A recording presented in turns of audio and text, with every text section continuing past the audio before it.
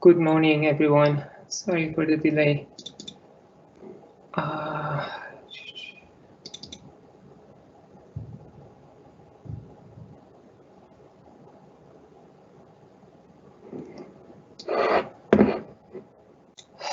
Okay.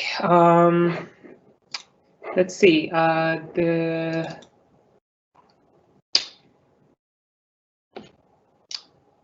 lab 1 is due on today. Please don't forget to submit your peer reviews. Quiz 1 is also due on tonight, so do not forget about that. We do have a lab tutorial today. I have an announcement to make during the lab manual. Irene also has an announcement to make during the lab manual. So there will be some changes in the instructor team. Definitely make sure to attend or watch the video later on. Okay, so lab 2 is about the lecture today and probably next one. So I think it's a good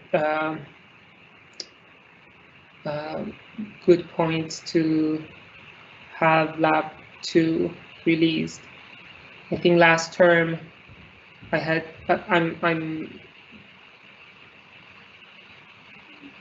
I think more than one lecture behind last term, but hopefully we'll cover.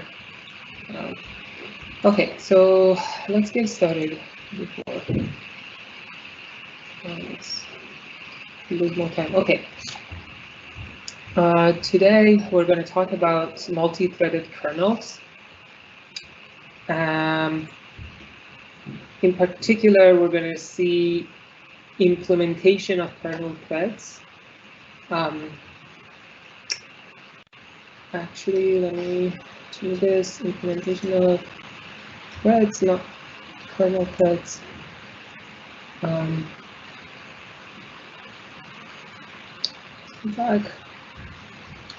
Yeah, so we're going to see how we can implement threads, and then we can see how user level threads can be supported by kernel. Later on, probably not this lecture, next lecture, but within the same slides, we'll talk about how we can implement synchronization objectives to support a multi-threaded kernel. Okay, so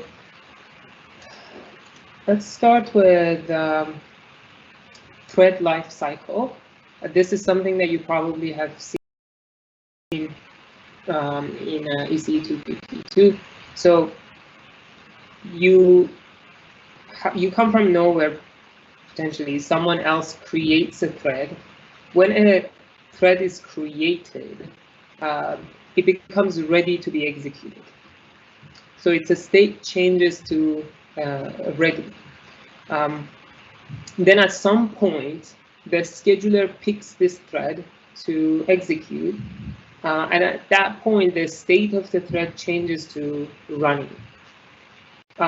If the thread yields, or if the scheduler suspends the thread, let's say a higher priority thread comes in, or if the thread calls on something like I/O that would need to, oh, actually, never mind the I/O. So if for any reason the thread gets suspended, then it goes back to become ready. And again, it's when I say suspended, let's put it preempted. If a thread is preempted, not suspended, because suspended would be this scenario. Either you want to open a file, let's say, or receive a message. In those cases, your state is going to be changed to waiting. it's not going to be changed to, you're not ready anymore. So first of all, you're not going to be running anymore. Let's say you want to open a file, and that takes some time. So you have to be waiting for the I/O to get back to you. During that time, you're not ready, meaning that if I give you CPU, you cannot use the CPU. So you become your state becomes waiting. Or let's say in a multi-threaded application, if a thread joins on another thread, then that thread will wait until the other thread terminates. And once the other thread terminates, then that thread becomes ready here. So once the event that you're waiting for happens, then you become ready again. And then you will wait for the scheduler to pick you up, to start running again. And at some point during your execution, you're going to call thread exit, and you're going to be done. Your state becomes finished. Oh, the audio is a bit off. Is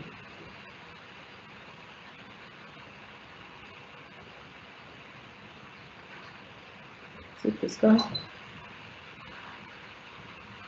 Oh, it's the fan of my laptop. Sorry. It's interesting that it's picking it up.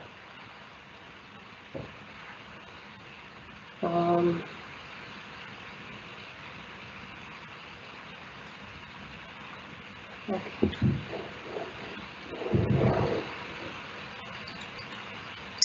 Okay, so sorry about that. I don't know what has changed. Okay, so let's move on. Now, as we talked last lecture, in order for us to be able to implement safe transitioning between modes, between user mode and kernel mode, for user tasks, we need two stacks, their user space stack and their kernel stacks.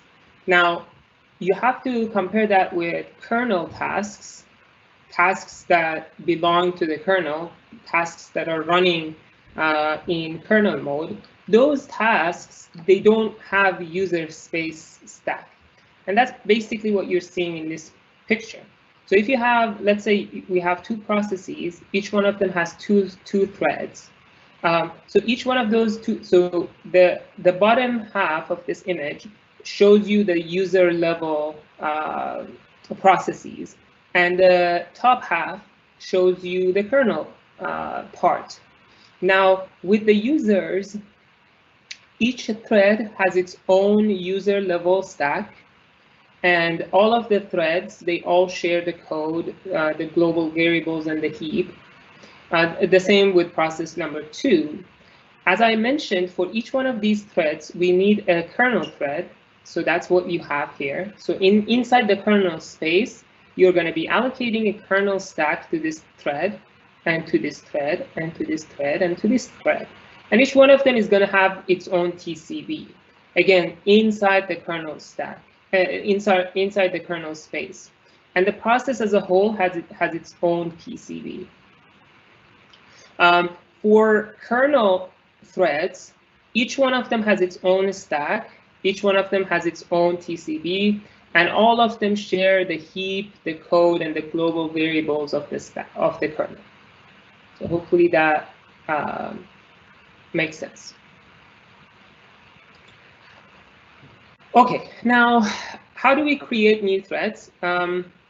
Let's actually jump in and write some code or see some code.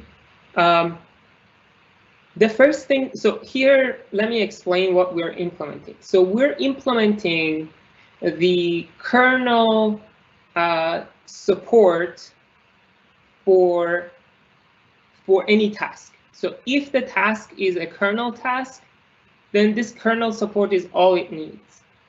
If the thread that we're creating is a user user space task or a user task, then probably after this or before this, we also need to do some stuff in the user space, like allocating user space stack, allocating heap to this newly created user thread, if it is the first thread of the process.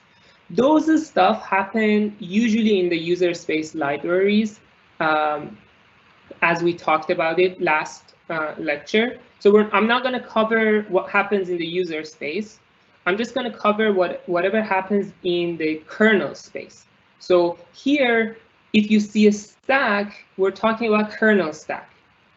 And then if the task is a user task, then you should probably think about this task having a user space stack as well. But again, here what we're talking about at this point is what kernel needs to do to support any task, kernel task or a user task. What is a TCB? It's a thread controlled block, very similar to process controlled block. It has all the information about the thread, when it was created, where is its stacks. Sometimes you could save the registers in the TCB, whatever kernel needs to maintain about a thread. Okay, so let's see what we should do. So first of all, let's look at the arguments to this function call. Let's call it thread create. So we're going to get a pointer, a thread. Hopefully, we're going to fill this with a pointer to that thread. We're going to get a function that basically is the entry point of this thread. So when this thread is created and we want to run it for the first time, where should we start? We're going to start at function. And then what are the arguments to that function? So those are here args. Okay. I'm getting questions. I will answer them once I'm done. Okay. So the first thing that we have to do is allocate TCB and the stack. Again, we're in kernel space. Don't forget about that. So let's say we create a new TCB. This is kind of like C and pseudocode, whatever pseudocode. It's really not. I'm not doing C. So it's just to give you the idea. This is not an actual implementation. You cannot copy paste this and compile and expect this to run. Okay, then we're going to say, okay, this thread, the TCB of this thread is this TCB that we just created. We set some initial size for the stack. Usually kernel stacks have a certain fixed size. We're using that size here. And then we create stack for this thread. Now here's a good point for me to mention something about labs. So in our labs, when you're implementing this function, for the kernel a stack, we have an array of stacks, so you can just use those. So it's predefined. You don't need to new them. It's a static, and you just set pointers. Anyways, so what do you do next? Next, you change your stack pointer, right? You have to set the stack pointer. This SP here that you see, again, because we are inside the kernel, this is the kernel stack pointer. This thread, if it is a user thread, will have a user level stack as well. But this SP is kernel stack. So we just, as you know, the stack grows downwards. So that's why we first add the size, and then we push the stuff on it, because we're going to decrease the stack pointer as we push. Okay. So here, instead of just saying, I'm going to start running the thread from this function, I'm going to add a level of indirection. And later on, I'll explain why you need this level of indirection. This is, I have to say, this is one implementation. You don't necessarily need this level of indirection, as we don't in our labs, but usually you do have it in general purpose operating systems. So we're going to have this stub function, which is a known function. We'll see the implementation of it. We're going to say we're going to start from this stub function. Instead of starting from this function, we start from this stub. Now this stub is going to run the function with the arguments. As a result, we have to pass the func and the args to this stub. So we just push them on the stack. So here is what we're going to do. We will just push the arguments and push the func on the kernel stack, so that when a stub runs, it can pop it up from the stack. What do we do next? Next, we are going to push a dummy frame. Again, you will see why we need this dummy frame. Just to point out, we need this dummy frame because of context switching. So we want to pretend that this newly created thread was previously, preempted, and now we want to context switch back to it. So we're assuming that this thread has a saved state that we want to switch to. Now, in reality, this is a newly created thread and it has no state. So instead of saving any state, we just push a dummy frame. You will see that later on, when this starts running and then gets preempted, we actually start saving the state. And then in the context switch, we use that saved state. But since this is a newly created thread, when we want to context switch, there is no state because it hasn't been running. So that's why we push this dummy switch frame at this point.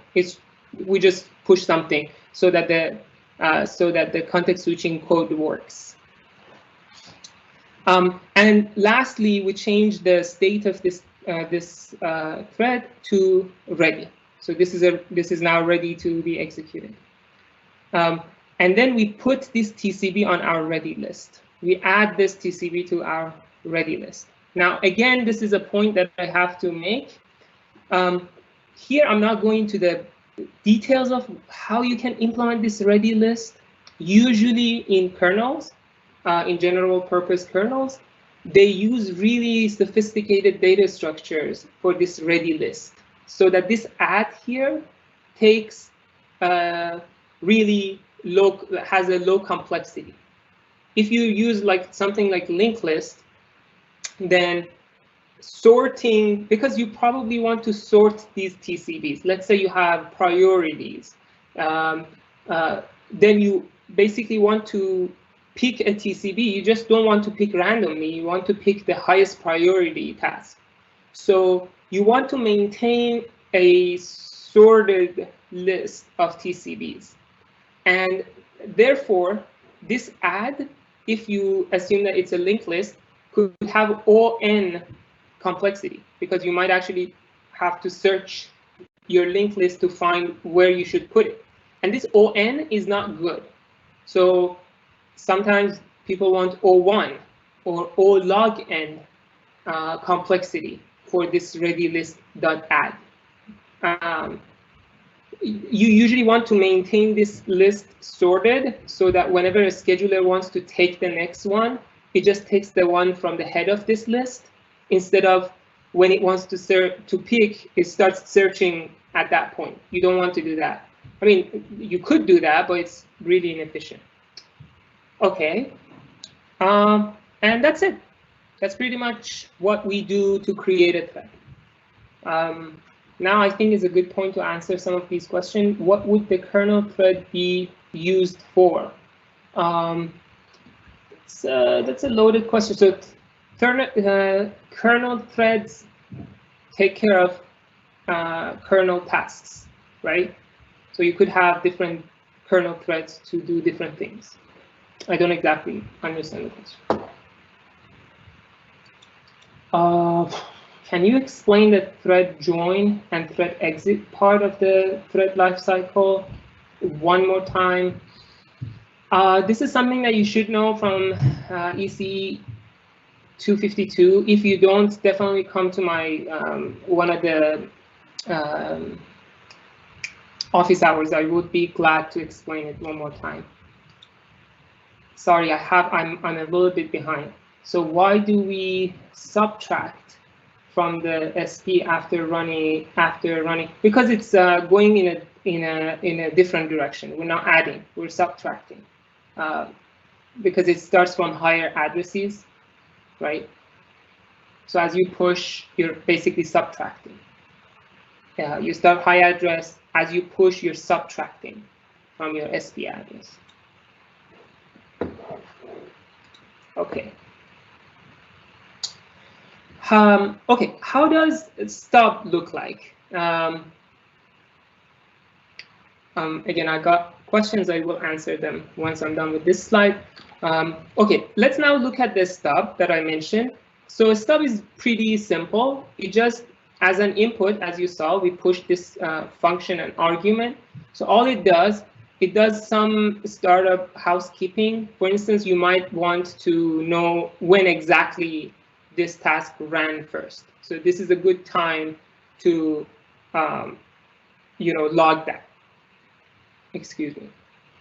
So you do some startup housekeeping, whatever you want to do, and then you call the function. So you call function with its arguments, and then once this function is done, hopefully, it will return here back, right? At that point, you want to call thread exit. In case this function doesn't call thread exit inside this thread that you are creating, in case it doesn't, so here is a good place to do so to make sure that this thread terminates. Okay, so here's how it looks. So here I have the kernel stack. On top of the kernel stack, we have stub stuff. And then here we switch mode and go and start running the function. This is one of the things that you do in this housekeeping stuff. You change the mode and then you return, or you branch to this function so that you can start running it in the thread stack. Let's say if this was a user space thread. If it was a kernel thread, you just use the kernel stack to run the func args, right? But if it is a user space, then you just switch to the user. Yeah, okay. Yeah, another thing that you can do here is to change the state from ready to running, for instance. Okay, let's answer these questions. So are we creating kernel threads or user threads in this pseudocode? We're implementing kernel support for any thread, because it doesn't really matter. If you go back to the slide I had, for user space threads and kernel threads, you do have TCB, you do have a stack. So that's what we're doing. So we're just telling you how to manage those, when to create them, and how to do that. And again, if it is a thread, if it is a user level thread, then there has to be some other stuff done inside the user space, usually done by the user space libraries. So why do we do TCB, SP, minus, minus? I just explained. So a stack pointer, again, it grows downwards. So as you add to your stack, the address decreases because it starts from high address. What is the formal definition of a stub in this context? Hopefully this is, I don't know what you mean by formal definition, but this is a pseudocode of what it entails to have a stub. Okay. Now let's look at context switching between threads. When do we context switch to start with? There are two things that could happen that would cause context switching. One is a voluntary context switching. Second is involuntary context switching. So what is an example of a voluntary context switching? It's like when you yield your processor. So if you call thread yield, you're saying, okay, I can give the processor to someone else. Or if you join, right? You say, I want to wait for this thread to finish. So you're voluntarily whatever, saying that I at this point I want to stop and wait for someone else. Or if you call thread exit, you're like, I'm done, I'm gonna go. So these are voluntary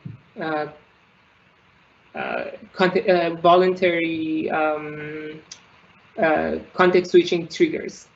Now, it could also be an involuntary event, like interrupts. So you're running your thread, and then somebody clicks somebody presses a key on the keyboard and causes an interrupt. So this interrupt will interrupt you and preempt the running thread, and it would be an involuntary. It would cause an involuntary context switch. Or let's say an exception happens, right? Let's say you're running your code, you divide by 0 by mistake, but whatever, it's an involuntary. You didn't want to, hopefully it was a mistake, but it's involuntary. Now, how do we deal with voluntary context switches? And how is it different from involuntary ones? Well, usually the voluntary context switches involve some thread library function, as you see here, like thread yield, thread join, thread exit. It's kind of like there is an API to voluntarily pause execution and cause a context switch. Whereas with involuntary ones, usually you don't have an API. It's an event asynchronous to you that happens. That's the first one. Or the most important one. Now, keep all of this in mind when we're now going to go through the context switching implementation, and this becomes handy if it is voluntary or involuntary context switch. So now here I have an example of an involuntary context switch, of a voluntary context switch. Let's say I want to calculate pi, and the way I'm going to do this is I'm going to calculate the one digit and then yield the processor. And then later on, when I'm scheduled again, I'm going to compute another digit and then yield, and then compute another digit and then yield, and so on and so forth in a while loop, as you can see here. This is the code. So let's look at that. Let's again, all of these examples. Let's look at the implementation of this thread switch. How do we do it? This is a weird function, so bear with me with this. So this is kind of like a strange function that you're going to see. Now, the arguments to this are an old TCB and a new TCB. We want to context switch from an old thread to a new thread. The first thing we have to do is to push the registers for this old thread on the stack. We have to save the state of this this thread. So we execute push AB. That's the first thing we do. So what are we pushing? So here is an example. We're now in the kernel space. This thread switch is a kernel function that we're running. Move this guy. Okay, so this thread switch is a kernel code, right? So we might have been doing stuff in the kernel space. For example, let's say I was running. It's a thread that was running. Then timer went off. So it's an interrupt. Now I trap to the kernel and I start running the interrupt handler. So now interrupt handler is a kernel code. What stack does it use? It uses Kernel Stack, right? Which kernel stack? Well, the kernel stack of the task that was interrupted. So the task that was interrupted had a kernel stack. Now I'm running the interrupt handler. I can use that kernel stack. So I'm running some code right now to handle this interrupt. So I'm, doing stuff. I might change the registers, right? Whatever registers that I'm using. Now, let's say at some point I'm done with the handler. Maybe I actually at some point call the device driver, whatever. I could be doing so many things inside the kernel space. And now, let's say at some point I'm like, okay, I'm done. Let's run another thread, or let's see which thread we should run at this point. So I ask the scheduler, I'm like, which thread I have to execute at this point. And let's say the scheduler says, oh, there is another thread that has come with higher priority. So you were running this thread, it got interrupted, you did some stuff, and now you have to go to this other thread. Okay, so what do we do now? We call this thread switch to go from the thread that we were running to this other thread. The first thing we do in this thread switch, we push all the registers to the stack. So potentially, probably, some of these registers that we're pushing on the stack are related to the kernel stuff that we were doing. Maybe not. Maybe the registers haven't changed from when the user was using it. We don't really care. We want to just save the state of the register of the processor, and that's why we call this push AD. All it does, it just copies all the registers and pushes them to the stack, to the kernel stack of this old TCB, and now they're saved. What do we do next? We save the stack pointer of this old TCB.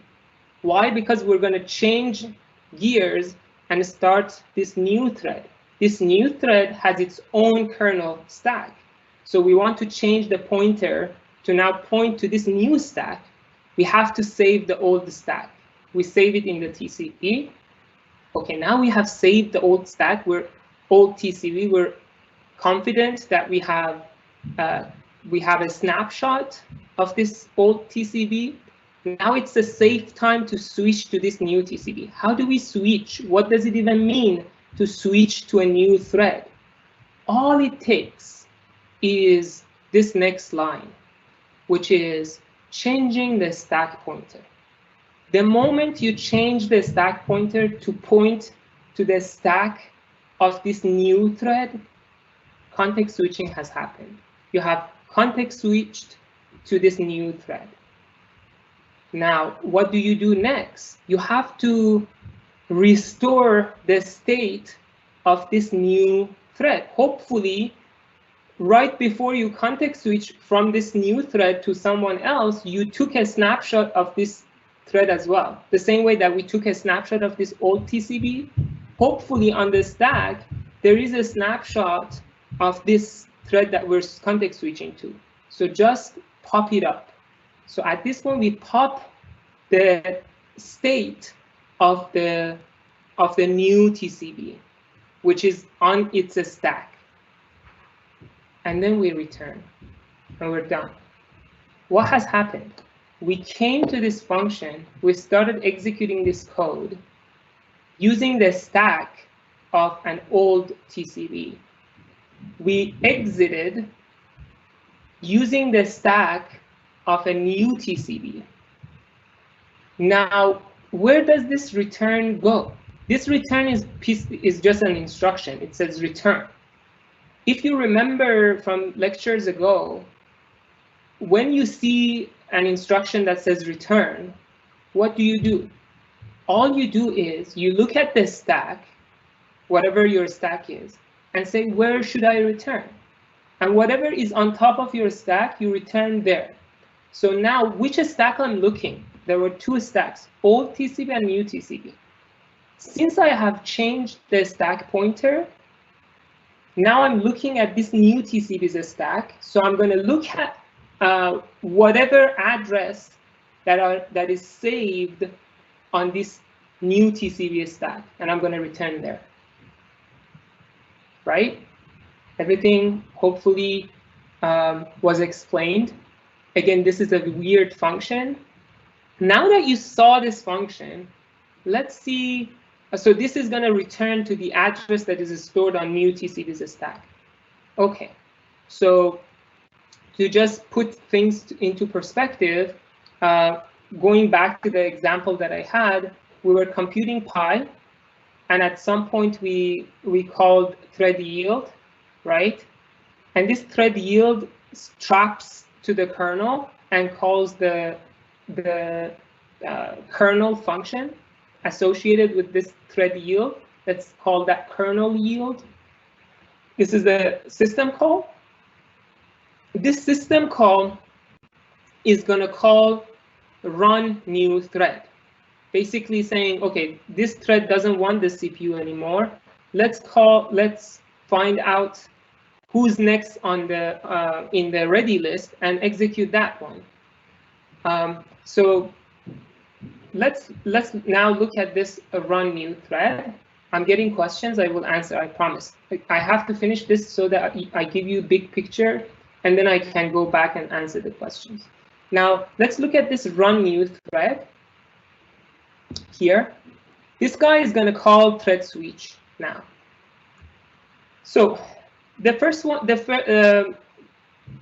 we want to disable interrupts at this point, because we don't want to be interrupted in the middle of finding the next thread to run or context switching between threads. So at this point, we say disable interrupts. I don't want to be interrupted in the middle of this. This is an important thing that I want to do. OK, so the first thing I have to do is to choose a new thread. So at this point, I say, OK, ready list get next TCB. I look at my ready list and I say, which TCB is next on the line. Now, please note here that you might have nothing on your ready list. You might have only one running thread and nothing on your ready list. In that case, you probably don't want to context switch at all. Maybe this chosen TCB becomes your own TCB, and you don't context switch because you can't context switch from yourself to yourself. You just don't do anything. So if you have a thread that yields and there is no other thread to run, we're going to come back to the thread that yielded, right? Another scenario, let's say a high priority thread yields, and then all the other threads are low priority. So what happens? You can't go from high priority to low priority, so you come back to the high priority. If there was another high priority, you could go to this other high priority. But as long as you have a high priority task in your system, you can't go and run low priority tasks. So even if a high priority task yields, you're going to come back to it if there are no other high priority tasks in the system. Unless this high priority task gets suspended on I/O or exits, then you can go and run low priority tasks. But otherwise, this chosen TCB could become yourself. In that case, you're not going to context switch. So let's assume that this chosen TCB is a different TCB than you. So what do? you change the state of this running TCB, the one that was running, to ready now. So it was running, now it becomes ready. And then you add it back to the ready list, right? You say the thread that yielded the CPU is going to now go back to the ready list and become ready again.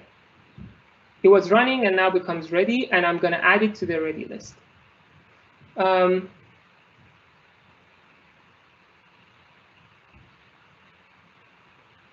guess let me make a change here that makes a lot more sense. Instead of ready list.getNew, I'm going to call this a scheduler. I'm going to call the scheduler and say what's the new who should be next, because otherwise because if it is ready list.getNext, then this chosen TCB cannot be me. But if I call the scheduler and call a scheduler give me next, then this could be me. Chosen TCB could be me. But anyway, that's just a detail. Okay, so now we're ready. Here we call the thread switch.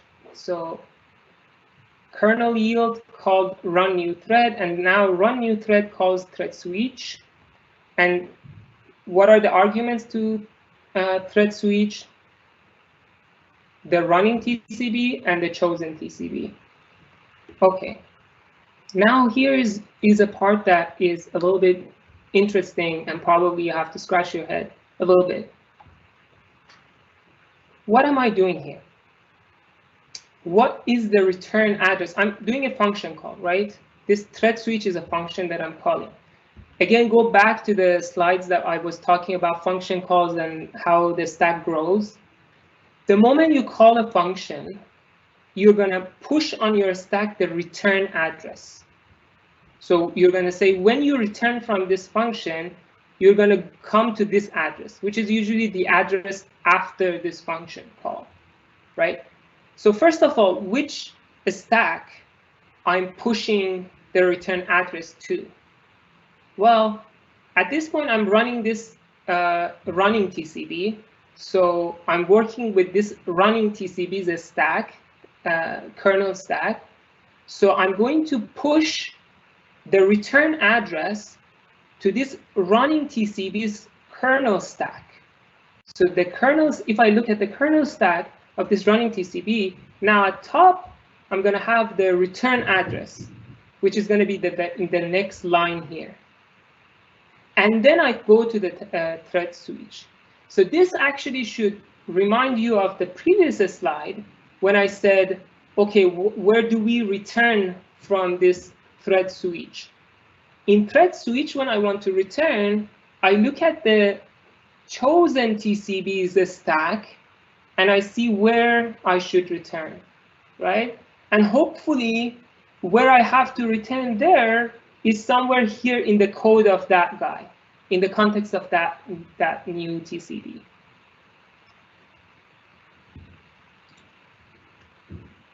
Okay, so what am I going to push on the stack? I'm going to push the address of the next line. But the thing is, am I going to run this in the run after this? No. After this thread switch, I'm going to be going to the chosen TCB's thread. So basically what happens is that I'm not going to come back here until later on the scheduler picks me up. So at some point I become the chosen TCB of somebody else. And then when the stack pointer points to my stack inside this thread switch, when it returns here. So when am I going to see this next line executed in my context? Next time that the scheduler picks me to be executed. At that time, I return here. What do? Now I become running again. So the first thing I do, I make my state again back to running because I have been chosen, the context switching happens to me, and now I'm the running thread. So I make my state running.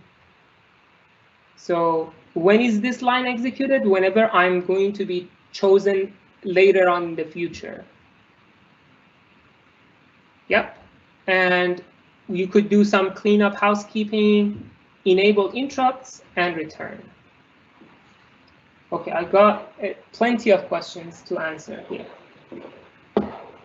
Okie doke. So let's answer the question. So just to confirm, Stub creates a new thread to that the main one waits on until it finishes.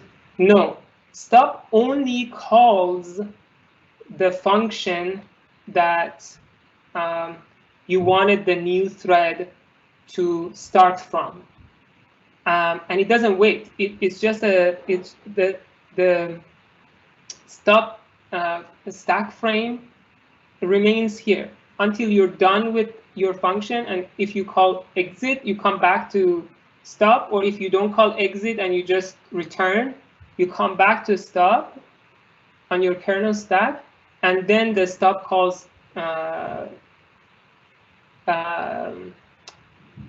exit for you. So Stub is not going to create anything. In the thread create, we created basically the stack and everything for our thread. Stub just calls the function that this thread, this newly created thread, wants to run. If we call pushAD to push registers and then call popAD afterwards, wouldn't the pop get the registers we just pushed? Oh, never mind, I got it now. Okay, great. So popAD assumes we have the new thread's context after pushing the old thread's context. Exactly. So the popAD assumes that on the new stack, I have the state of this new TCB to run. That's what it pops. And this actually explains why we needed that dummy frame in thread create. Because if you're creating a thread, at that point you don't have any state. But because in context switch you have this popAD, you just create a fake dummy stack frame. Okay, does the order matter for the pushAD and saving all the speed? Yes, of course, because you want to push AD on this stack. So if you save your stack first and then push, it gets lost. You have to first push and then save your stack pointer. Does the stub connect the process thread to the kernel thread? That's one way of putting it, yeah. But don't. If the thread that you're creating is a kernel thread, you still probably want this stub as well, but it just doesn't jump into the user space. It just jumps to as a function call to the function that you want to run. When does the running TCB call pushAD? Does it do that in the kernel yield?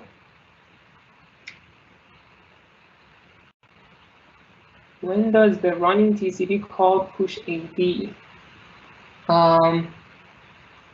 So the running TCB is not calling anything, right? The pushAD is called inside this thread switch. Inside this thread switch, we call pushAD to push the state of the processor on this running TCB's kernel stack. If that explains. In the thread switch function definition, shouldn't we be returning to the return address stored on the old TCB's stack? No, because we have actually switched the stack. So because we switched the stack, now we're gonna, remember, we wanted to context switch. That was the purpose of the thread switch function. We want to context switch. If we return to the old TCB's return address, we haven't context switched.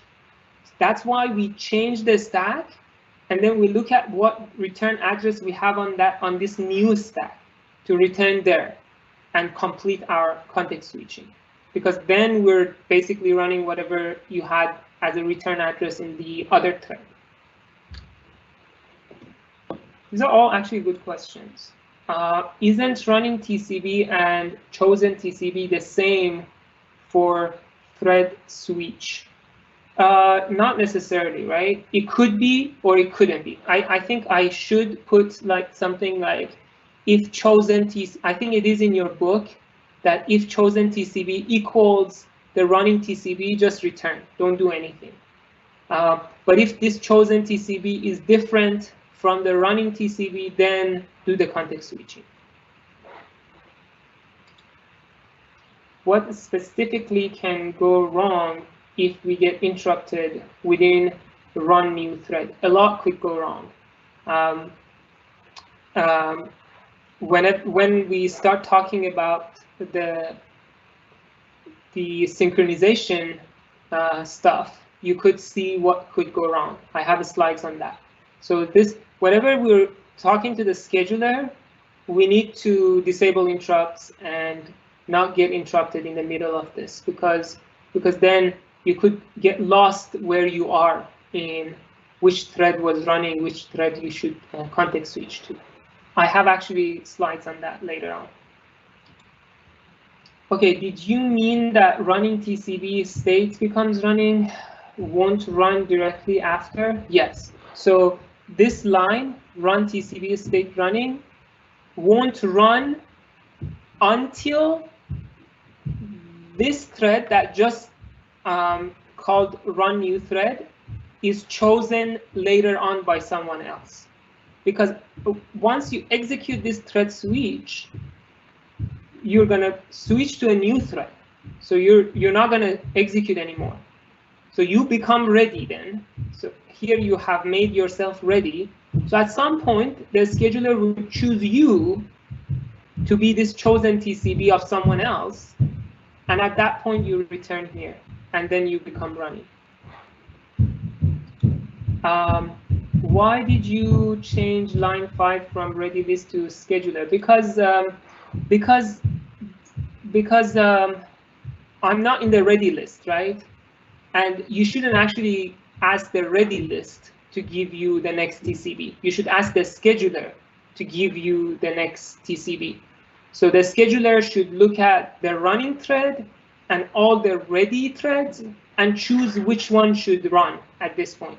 It could well be that the running thread has the highest priority and nobody else has high priority as the running thread. So the next thread to run is again the running thread. Whereas if I just ask the ready list, well, everybody else is in the ready list, not the running thread. So then this would mean that you definitely have to context switch. Another way of looking at this is, I guess it would be fine if I have ready list, but then I could check before running, before calling run new thread, I could ask the scheduler to see if there is anybody else to run, and then run new thread. So you could do that as well, assuming that you only call this run new thread if there is a new thread to be run. But again, both would work. That would be a detail to add.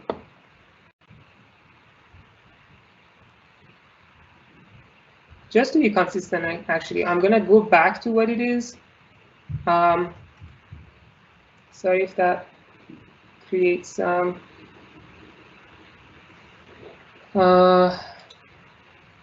Yeah, I think now that I'm thinking, when I was designing these slides, I think my assumption was that before I call this run new thread, I have consulted the scheduler, and I know that I have to context switch, something along those lines. I hope that everybody gets my point here, that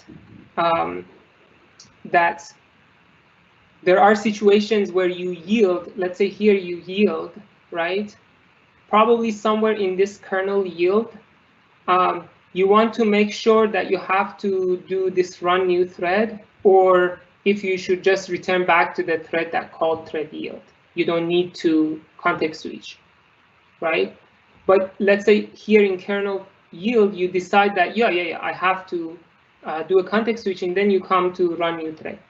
As far as I remember, in our labs, in lab 2, here, instead of ready list, we actually ask the scheduler.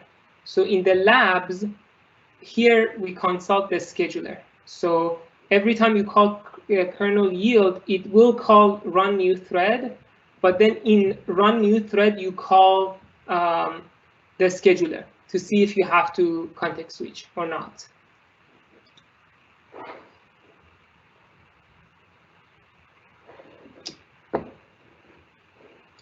Okay, let's keep going. Now, two threads. Now, this is an example of two threads running. So let's say this is the code. Function A calls function B, and then function B has a while loop that does yield. That's all we have. And now let's say that we have two threads running the same code. So both of them are running the same code. What happens? So let's start with thread 1. It has a stub at some point, and then it calls A, right, at the beginning, at the top of its stack. And then A calls B, which has a while, and then B calls thread yield, right? At that point, you come to the kernel, you push kernel yield. Kernel yield calls run new thread, and the run new thread calls thread switch. At this point, thread switch is going to go back to thread 2, right? So what happens there? It's going to come to thread 2. It has a stub. So it goes from the stub. It calls A. It calls B. It calls thread yield. Kernel yield, run new thread, again, thread switch. Now at this point, we're going to go back to thread 1, and we're going to keep going from this thread switch return. So we're going to return from this. Where do we return? We return to run new thread. Run new thread returns to kernel yield.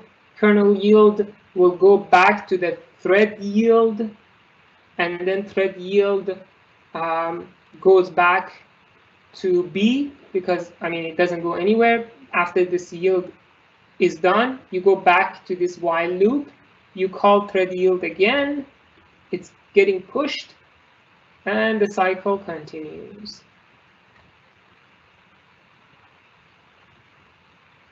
So hopefully that makes sense. Now,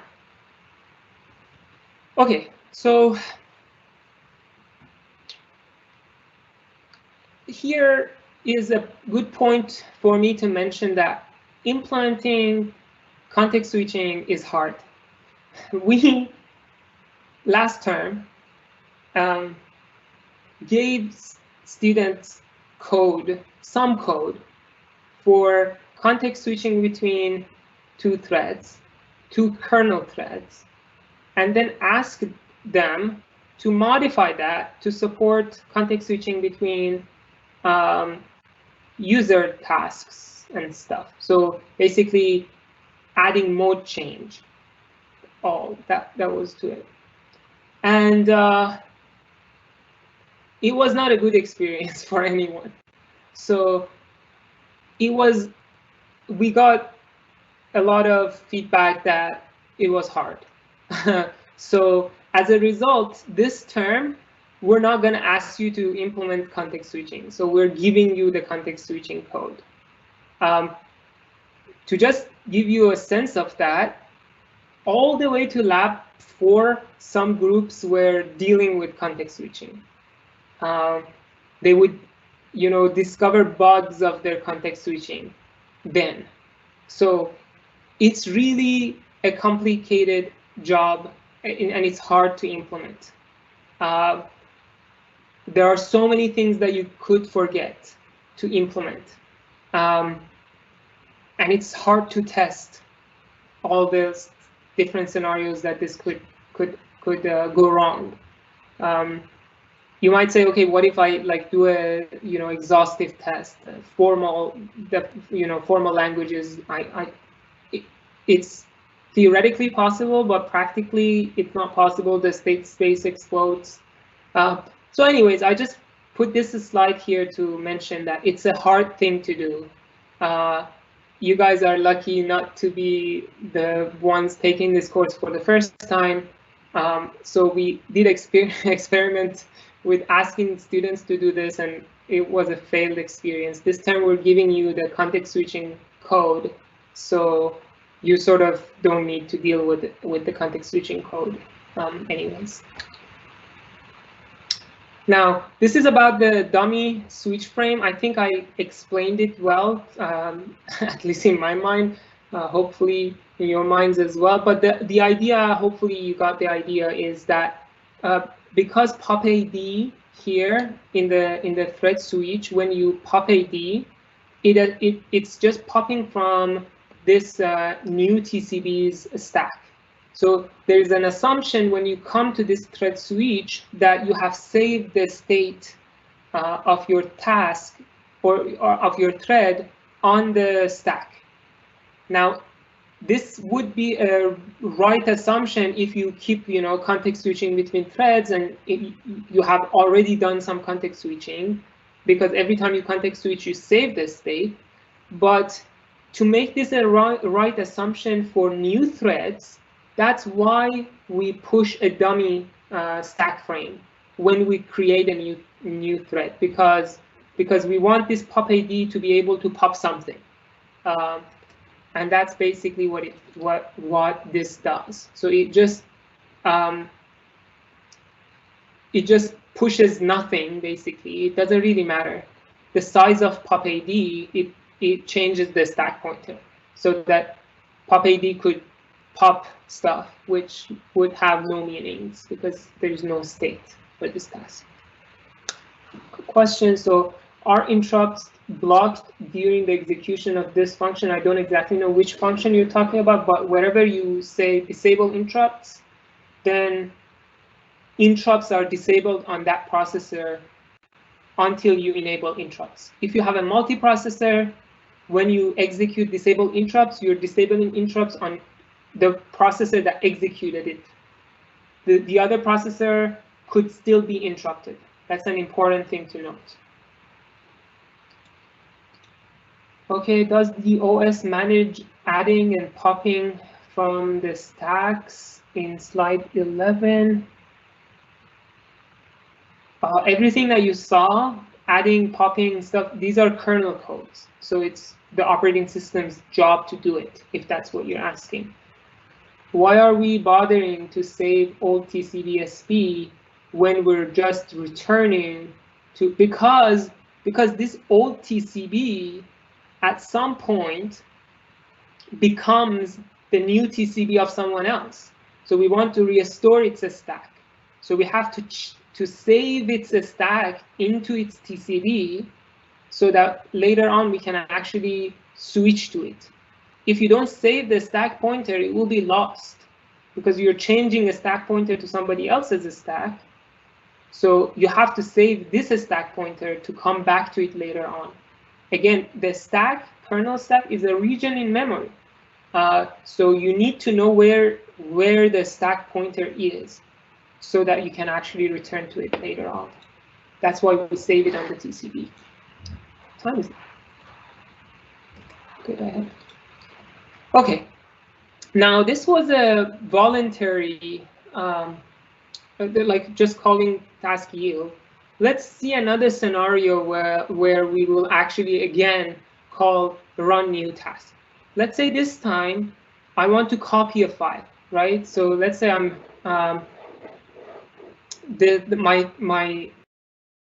my user thread has a function called copy file, and inside this copy file it first wanted to read the file, so it executed read, and this read is going to call a system call, so kernel read, the system call version of this. So it's going to track to the kernel and call kernel read. So at this point, we're going to actually wait, right? Because you don't want to just don't do anything and waste CPU cycles, because at this point, to get this file, we're going to go to the hard disk, get the files and stuff, and it's going to take time. So at this point, this kernel read probably puts this thread in the waiting state. Now the state changes to waiting instead of ready. Why not ready? Because if we put it as a ready, it means that if it gets CPU, it can use it. But no, it cannot. It's waiting. That's why we make the state waiting. And once that's done, it can execute run new thread to just context switch to someone else. So it then calls thread switch, and you know the rest of it. So what about involuntary context switches? Why do we even need those context switches? So let's say that you don't have a well-behaved thread, or you have a malicious user who just calls a while loop without yielding the processor. Or let's say in compute pi, you just keep computing the next digit. So if you don't interrupt this task, it can just keep going and never exit. And basically what that means is that your system will be devoted to this thread, and this is not what you want. You want to be able to get the control back from a user thread. That's why you have involuntary context switches, which usually the most important one and the one that you will implement in lab 3 or 4 is the timer interrupt, for example. So you set the timer, when it went off, it just raises an interrupt, and that interrupt will preempt the running thread in an involuntary way. So this would be an asynchronous event that would interrupt the running thread and then would trap to the kernel, and then the kernel takes control back. Maybe you decide to go back to that function that was running, or that thread that was running. Let's say you're computing pi and then there is no other task to run. Okay, you go back to complete what you were doing with compute pi. Okay, now yeah, so I explained. So you could have timers. Now, one thing here is very important about interrupt handler. Interrupt handler, similar to system call handler, similar to exception handler, these are not tasks. These are not kernel tasks or threads. Sorry. These are not kernel threads. Why? The main reason is that they cannot be scheduled, in a sense that the scheduler doesn't schedule these guys. They have to run immediately after that event happens. As I mentioned in the last lecture, you have this interrupt vector table. Whenever any of those 3 events happen, your hardware just goes and runs those events. So they're not schedulable. The kernel scheduler does not say, oh, let's now run this one, run this one, run this one. No. When the event happens, we have to run them. And because they're not schedulable, they're not threads. So whatever you were doing, you will be interrupted, and then you will start running the interrupt handler. So it always immediately runs after an event happens. And as a result, it's not a thread. So none of the handlers are threads. That's an important thing. So thread switch returns to the address of the first parameter. I don't get that question. So thread switch, when it returns to the address on top of the new threads stack, which if it comes from another context switch, it would be the next line after thread switch, which would be changing the state to running. If you go back and look at the slides. When is push dummy switch frame executed? So if you remember, we pushed that dummy stack frame when we were creating the new thread. So inside the thread create, we pushed the dummy stack frame. When you create a thread, interrupts are disabled. So interrupts only work when the thread is already running, not when a new one is being set up. Yes. So when you're setting up a new thread, usually you disable interrupts as well. And then once you switch back to running threads, you enable interrupts. Okay. Another important thing is how do we track the running TCB at any point? So this is a no-brainer if you only have one CPU in your system. So if you only have one CPU in your system, it's a uniprocessor system, you can actually inside your kernel code, you could have a global variable of running TCB, which is basically what we have. Although our boards are multi-core boards, we're only using one core. We're not using the other core. So we are able to do this. We can have just one variable, one global variable inside the kernel space, and that variable always points to the running TCB at that point, at any point. Now, you could imagine that if you have a multi-core system, this wouldn't help. This wouldn't work, because if you have only one variable, or let's say two variables, it doesn't really matter, you don't know where your kernel code is going to be running, on this processor or that processor. So there would be a conflict.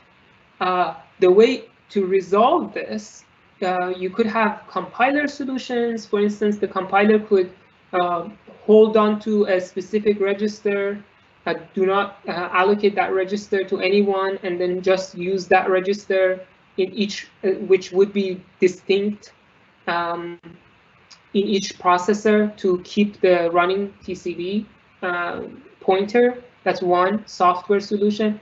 A hardware solution could be that the processor company dedicates a register for running TCB on each core. So you have a dedicated register already there that the kernel can use. And another software solution would be to put the pointer to the running TCB at the bottom of its stack.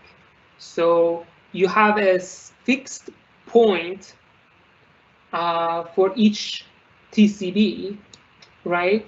For each thread, for each thread address space, a specific address that I can find the TCB. Sorry, what am I saying?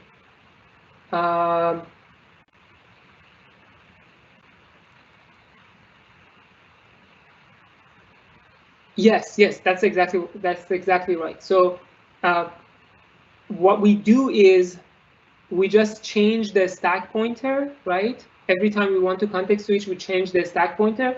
And if I know the stack pointer, I can, and if I save the running TCB's pointer at the bottom of the stack, I can always look at the bottom of the stack and find the running TCB's address. So all I need to know is which stack I'm pointing to. So whichever stack I'm pointing to, I can just look the pointer to the TCB of that thread at the bottom of the stack. And that's one way to do this. Okay. So here is an example of an involuntary context switch. Again, we're going to execute this run new thread. Here it comes. So let's say is my pointer. Let's say we were running this this routine, whatever function we were running. Let's say the timer interrupt went off. We start executing the timer interrupt handler. And then this guy probably at some point runs the run new thread, and then run new thread executes switch or thread switch. Okay, I think this is a good point to stop. Next topic that I will talk about would be using everything I just said and add some stuff about how you can support user level threads, right? What you just saw was just supporting any thread, any thread that could be a user thread or a kernel thread. Now, in the next lecture, I will talk about specifically user threads, user level threads. And then I give you two main design patterns in supporting them in operating systems. So that would be the next lecture. Okay, so I have, I think, few questions to answer. If I'm done with the lectures, if you want to stay for the questions, do so.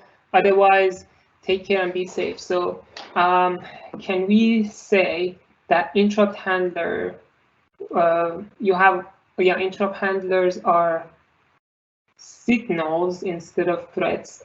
I don't want to say that. They're just handlers.